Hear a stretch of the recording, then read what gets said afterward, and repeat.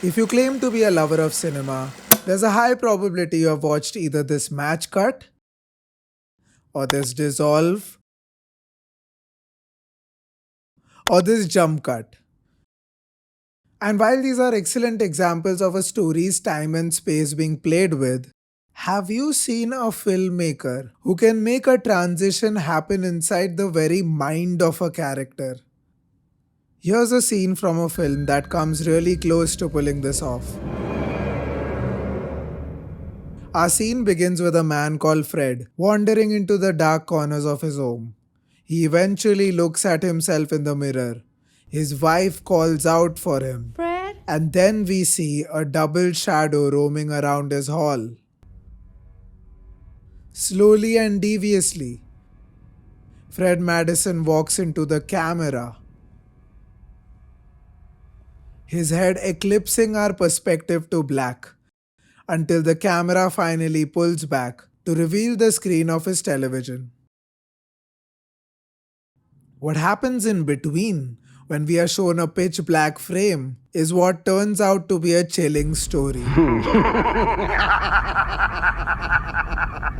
Our protagonist's wife, Renee Madison, is killed that very night in that very house, and so, next morning, our guy is delivered a mystery tape that shows a recording of the night. The killing is arguably the most important event of the story, but instead of showing this directly like how recent media is obsessed with showing serial killers, David Lynch conceals it, following it up with a twisted fever trip of Fred turning into someone else in the depths of his mind. But what about the camera in our transition?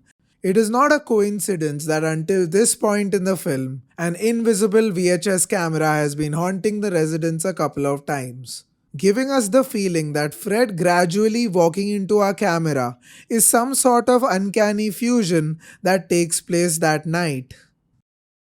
When Fred walks into the dark areas of his home, the irony is literal to what Sigmund Freud theorizes with the idea of the unheimlich, which translates to the unhomely or the uncanny, something mysterious and repressed, further characterized by red curtains and smoke coming out of nowhere.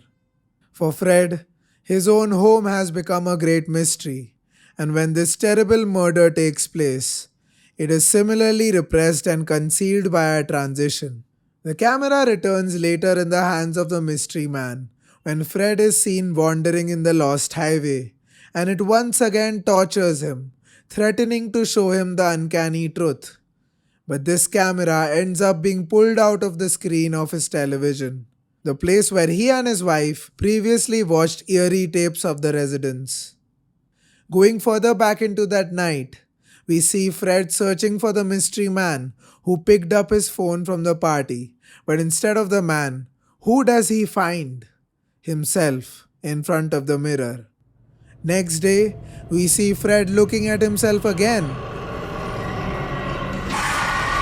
The events that follow this gradual dissociation show Fred being sentenced to death on the electric chair, which pushes him into what David Lynch himself calls psychogenic or dissociative fugue. But looking back at our transition, we realize that it could be thus read as a blackout in Fred's head. The screen in its own right can then merely be a frame that shows Fred's symbolic fears through the electronic medium, as he confesses his paranoia to the detectives earlier. This makes for a case that Lynch's lulling transition is a trauma response to Fred's wife being murdered.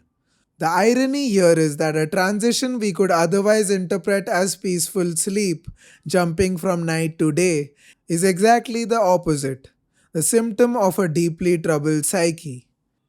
Lost Highway is inspired by David Lynch's experience of listening to news about OJ Simpson, the sportsman turned celebrity who was put on trial for the murder of his wife. But in the real case, some bizarre confessions leak out through OJ Simpson's own behavior in media.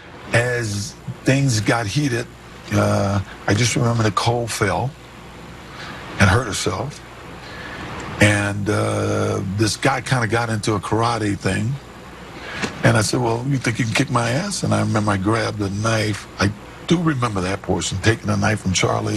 And to be honest, After that, I don't remember, except I'm standing there and there's all kind of stuff around and What kind of stuff? blood and stuff around. I hate to say this, but this is hypothetical. Here is a guy who, at least, I believe, committed 2 murders and yet is able to go on living and speaking and, doing and golfing, things like this. And so what does the mind do when after something like that, after a horrific murder and that experience, how does the mind protect itself from that knowledge and go on? And that's interesting to me. This is Suave, and do hit subscribe if you want such essays and reviews on films that form the very best of cinema.